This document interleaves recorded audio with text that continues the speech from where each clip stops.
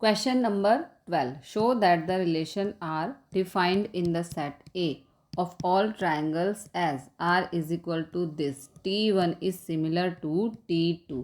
एक set A है जिसमें एक रिलेशन बनाया गया है ऑल ट्राइंगल्स का T1 T2। यहाँ पर दो ट्राइंगल की बात कही है, एक है T1 दूसरा है T2। T1 is similar to T2। T1 जो है T2 के सिमिलर है। आगे कहा है इज इक्विवेलेंस रिलेशन। क्या ये रिलेशन इक्विवेलेंस रिलेशन है? Consider T1 with side this, T2 with side this and T3 with side this. Okay, तो हमें बताना है कि यहाँ पे हमें तीन ट्राइंगल की डायमेंशंस दे रखी हैं, T1 T2 और T3 की। हमें बताना है इनमें से कौन सा ट्राइंगल सिमिलर है। तो पहले हम गिवन रिलेशन को इक्विवेलेंस प्रूव कर लेते हैं। तो सॉल्व करते हैं। तो रिलेशन हमें दे रखा है T1 और T2 का रिलेशन दे रखा है such that T1 is similar to T2 कि T1 जो ट्राइंगल है T2 के सिमिलर होनी चाहिए। तो रिलेशन के अंदर पेयर बनेंगे। देखो T1 और T2 की बात कर रहा है तो इस तरीके से पेयर बना लिया करो।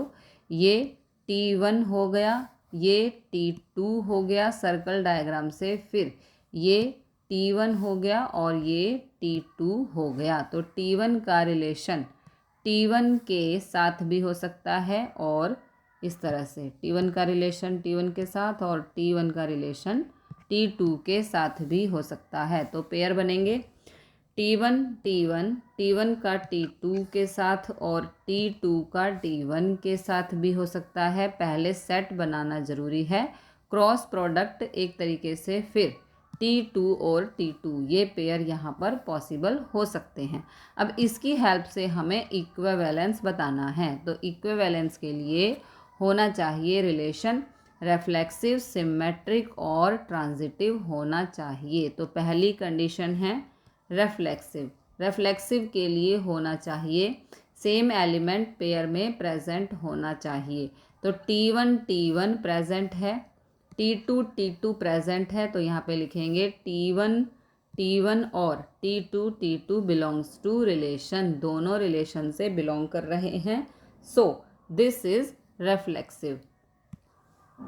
सेकंड कंडीशन होती है सिमेट्रिक। तो इसमें T1 T2 और इसका उल्टा T2 T1 दोनों प्रेजेंट है रिलेशन में। तो ये हो जाएगा T1 T2 और T2 T1 belongs to relation, दोनों belongs to relation. So this is symmetric. अब तीसरी कंडीशन है ट्रांजिटिव। ट्रांजिटिव में होता है अगर A, B belongs to R है और B, C ये भी बिलोंग्स टू R है, तो A और C ओके भी बिलोंग्स टू R होना चाहिए, तब हम उस रिलेशन को कहते हैं ट्रांजिटिव।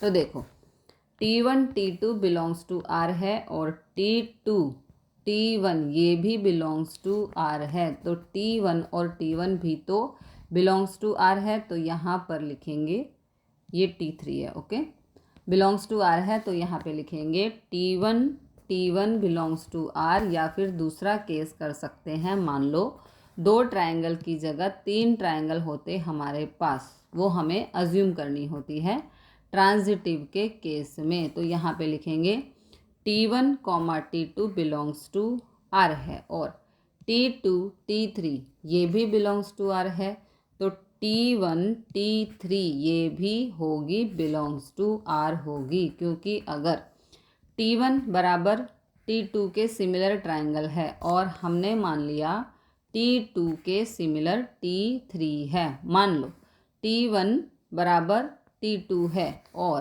T2 बराबर T3 है, तो फिर T1 और T3 भी तो इक्वल होंगे। तो यहाँ पर T1 T3 भी सिमिलर होंगे, तो ये भी बिलोंग्स टू R हो गई।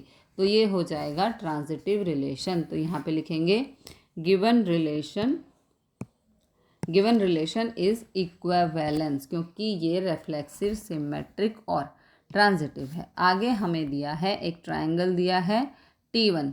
T1 की डायमेंशन है 3, 4, 5, T2 की दे रखी है 5, 12, 13 और T3 की दे रखी है 6, 8, 10। ये ट्रिपलेट दे रखी है हमें राइट एंगल ट्रायंगल की। अब हमें इनमें से देखना है कौन सी ट्रायंगल कौन सी के साथ रिलेट करती है, और रिलेट भी कैसे करनी चाहिए, सिमिलर ट्रायंगल होनी चाहिए, क्योंकि रिलेशन यही दे रखा है, सिमिलैरिटी चेक करनी है हमें।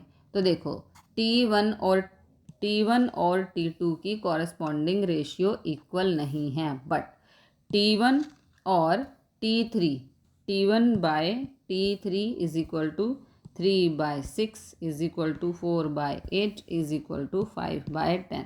इन सब को कैंसिल करने पर आंसर आ रहा है 1/2। ओके, यहाँ पे रेशियो 1/2 आ रही है सभी की, तो यहाँ पे लिखेंगे as T1 and T3 triangle sides are proportional, so T1 and T3 similar. बस ये रिलेशन हो गया T1 और T3 का कि T1 और T3 हमें सिमिलर मिले हैं। कॉरेस्पॉन्डिंग रेशियो अगर साइड्स इक्वल हो, उनकी रेशियो अगर सेम हो, तो हम कह सकते हैं दोनों ट्रायंगल आपस में सिमिलर हैं।